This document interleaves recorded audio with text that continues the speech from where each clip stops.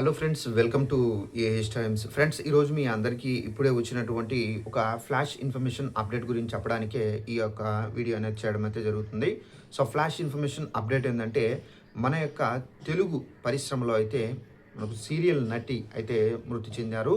అయితే ఈమె ఎవరు? సో మనకు ఈమె ఎక్కడి నుండి జన్మించారు? అయితే ఈమె ఎందుకు మృతి చెందారు ఏంటి? మీకు పూర్తి వివరాలు తెలియజేస్తాను. ఈ వీడియో నచ్చినట్లయితే లైక్ చేసుకొని మర్చిపోకుండా ఛానల్‌ను సబ్స్క్రైబ్ చేసుకోండి. ఈమె విజయనగరంలో మనకు 1978లో అయితే జన్మించారు. వాహిని ఈమె పేరు. జయవాహిని పేరుతో చిత్రసీమలో అయితే ప్రసిద్ధి చెందారు.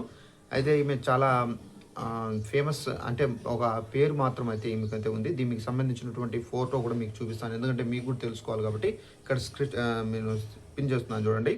ఇక్కడ ఈమె కళ్యాణి కరాటి కళ్యాణి గారు ఆమె ట్విట్టర్‌లో, ఇన్‌స్టాలో అయితే పోస్ట్ చేశారు ఈమె చనిపోయారని.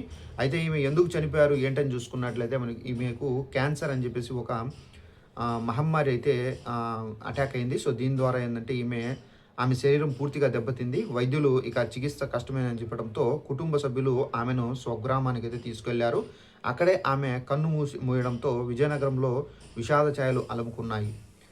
ఒక మంచి నటిని, అంతకు మించి మంచి మనసున్న వ్యక్తిని కోల్పోయామని చెప్పేసి సినీ ప్రముఖులు, అభిమానులు సోషల్ మీడియాలో అయితే ఆమెకు నివాళులైతే అర్పిస్తున్నారు. సో ఈమె క్యాన్సర్ కారణంగానే చాలా వరకు ఎక్కువ ఎఫెక్ట్ అవ్వడంతో డాక్టర్స్ కూడా ఏంటంటే మేమేం చేయలేము అని చెప్పేసి కూడా అయితే చెప్పడంతో ఆమెను కుటుంబ సభ్యులు ఆమె యొక్క స్వగ్రామం ఎక్కడైతే ఉందో అక్కడికి తీసుకొని వెళ్ళడం అయితే, ఈమె స్వగ్రామం వచ్చేసి విజయనగరం జిల్లా. సో అక్కడైతే తీసుకొని వెళ్ళారు. సో ఇంట్లోనే ఆమె ప్రాణాలు అయితే విడిచారని చెప్పేసి ఇక్కడైతే చెబుతున్నారు.